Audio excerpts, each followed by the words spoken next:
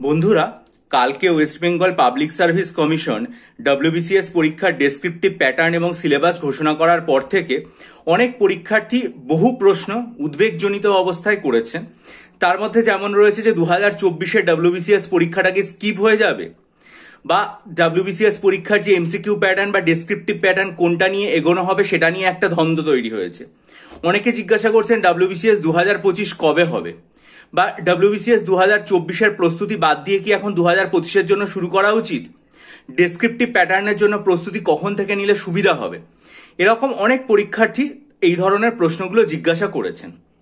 এই ব্যাপারে যে জিনিসটা খুব স্পষ্ট করে বলে দেওয়া দরকার সেটা হচ্ছে 2024 সালের ডব্লিউবিসিএস পরীক্ষার ইন্ডিকেটিভ অ্যাডভার্টাইজমেন্ট প্রকাশিত হয়ে গেছে 2024 সালের একেবারে শেষে। এখন তার ফর্ম ফিল আপ টেন্টেটিভ যে ক্যালেন্ডার ঘোষিত হয়েছিল সেটা অনুযায়ী এই এপ্রিল মাসে হওয়ার কথা ছিল, কিন্তু আমরা সকলেই জানি যদিও এটা অঘোষিত তবুও যে ওবিসি কেস সংক্রান্ত কারণের জন্য এটার ফর্ম ফিল আপ এখনো পর্যন্ত হয়নি। ফলে সেপ্টেম্বর মাসের 7 তারিখে 2024 সালের এই যে প্রিলিমিনারি পরীক্ষা সেটা আদৌ হবে কিনা সেটা নিয়ে অনেকের মধ্যেই আমাদের সংশয় এবং দ্বিধা রয়েছে। অথচ দেখুন, ওবিসি কেস সংক্রান্ত যে ব্যাপার সেটা সুপ্রিম কোর্টে পরবর্তী শুনানি জুলাই আগস্টে হবে। সেক্ষেত্রে সবার প্রথমে যেটা হবে সেটা হচ্ছে এই শুনানি বা এই ওবিসি কেস সংক্রান্ত ব্যাপারটা মিটে যাওয়ার পর তারপর প্রথম 2024 সালের ডব্লিউবিসিএস পরীক্ষা হবে। আমার যেটা ধারণা যে আমাদের সকলের ভাগ্য যদি খুবই ভালো হয়, 2026-এ বিধানসভা ভোট পর্বও রয়েছে, সেক্ষেত্রে হয়তো 2026 সালের মধ্যে এই যে 2024-এর ডব্লিউবিসিএস পরীক্ষা সেটার প্রিলিমিনারি বা মেন পর্ব সমাধা হওয়ার একটা প্রবল সম্ভাবনা। সেটা যদি হয় সেক্ষেত্রে এটার যে প্যাটার্ন সেটা ডব্লিউবিসিএস এর যে এক্সিস্টিং প্যাটার্ন 2014-15 সাল থেকে চলে আসছে সেই এমসিকিউ প্যাটার্ন সেটা অনুসারেই হবে। সেটা মিটে যাওয়ার পর 2025 সালের ফর্ম বেরোবে, সেটার ফর্ম ফিল আপ হবে এবং 2025 সালের পরীক্ষাটা হবে।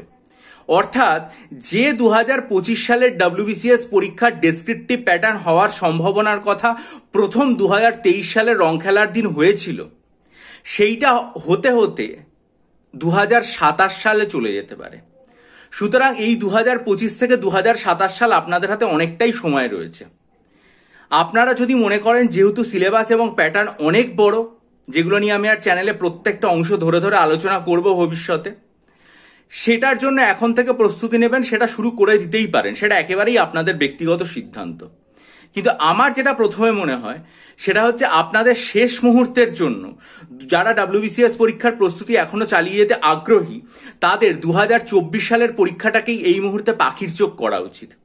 কারণ ডেসক্রিপটিভের যে প্যাটার্ন হচ্ছে সেটার সিলেবাস তো অনেকটাই বড় হয়ে যাচ্ছে, এবং সেটা যেহেতু নতুন তার কি ধরনের বইপত্র লাগবে, কোন অংশ থেকে প্রস্তুতি নিতে হবে, কি ধরনের বই পড়া উচিত, প্রশ্নপত্রের ধরন কি হবে, এগুলো আমাদের অনেকের কাছেই এখনো স্পষ্ট নয়। স্পষ্ট হতে তার বইপত্র, সময়রেখা সবকিছু জানতে ধীরে ধীরে সময় লাগবে। কিন্তু 2024-এ যেহেতু এমসিকিউ প্যাটার্নের সর্বশেষ ধাপ, তাই আমি আপনাদেরকে বলবো শুভাকাঙ্ক্ষী হিসাবে যে আপনারা শেষ মুহূর্তে 2024-এর পরীক্ষাটার প্রস্তুতি সবার আগে মনোযোগ দিয়ে নিন। কারণ সেটার পরীক্ষায় সবার আগে হবে, হয়তো সেটা 2026-এ হবে, দেরিতে হবে, কিন্তু তাও সেটাই সবার আগে হবে, এবং সেটা এমসিকিউ অর্থাৎ বর্তমানে যে প্যাটার্নটা 2021, 22, 23-এ চলছে সেই প্যাটার্নে হবে। সুতরাং আপনারা সেটার প্রস্তুতি খুব মনোযোগ দিয়ে নিন, তারপর 2025-এর কথা ভাববেন।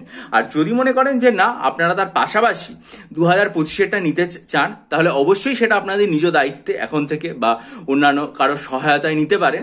কিন্তু আমার সাজেশন সবার প্রথমে 2024-এর পরীক্ষা হবে, সেটা হয়তো 2026-এ হবে, এবং তারপরে 23-এ যেটা ঘোষণা হয়েছিল তার সিলেবাস এলেই 2025-এ, অর্থাৎ 25-এর পরীক্ষা হতে হয়তো 2027 হয়ে যাবে। অনেকটা সময় আছে এখনো হাতে।